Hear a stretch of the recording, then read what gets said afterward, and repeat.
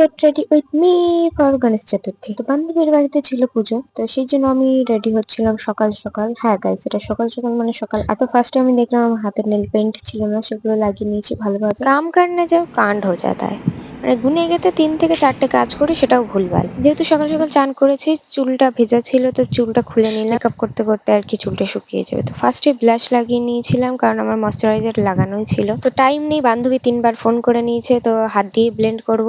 হ্যাঁ হ্যাঁ, মিথ্যে কথা, কে যাবে এখন ব্লেন্ডার খুঁজতে। তো পাউডার দিয়ে সেট করে নিচ্ছি গাইস। দেন মাস্কারা তো আমি লাগাতেই পারি, তো আমার দ্বারা কোনো ভুলই হতে পারে না। 2-4বার চোখের মধ্যে ঢুকে যাবে, যাই হোক আয়না দিয়ে দেখতে হবে তারপরে।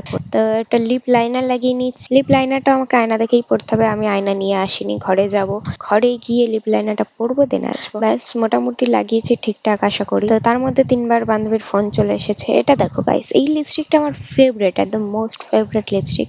হেবি সুন্দর, অনেকক্ষণ থাকে। যাই হোক, তারপরে আমার বান্ধবী ফোন করে 2-4টে গালি দেওয়ার পরেও আমি এখন ভিডিও শুট করে যাচ্ছি। হাজার একটা মিথ্যা কথা বলার পর আমি এখন অবশ্যই নির্লজ্জর মতো ভিডিও শুট করে যাচ্ছি। ওকে তো বলতে পারছি না গাইস, আমি ভিডিও শুট করছি, আমার যেতে দেরি হচ্ছে। তো এটা আমার ফাইনাল লুক কেমন লাগছে জানিও কমেন্ট। 100 সাবস্ক্রাইবারে অনেক কাছে আছি, ঝটাফট সাবস্ক্রাইব করো গাইস।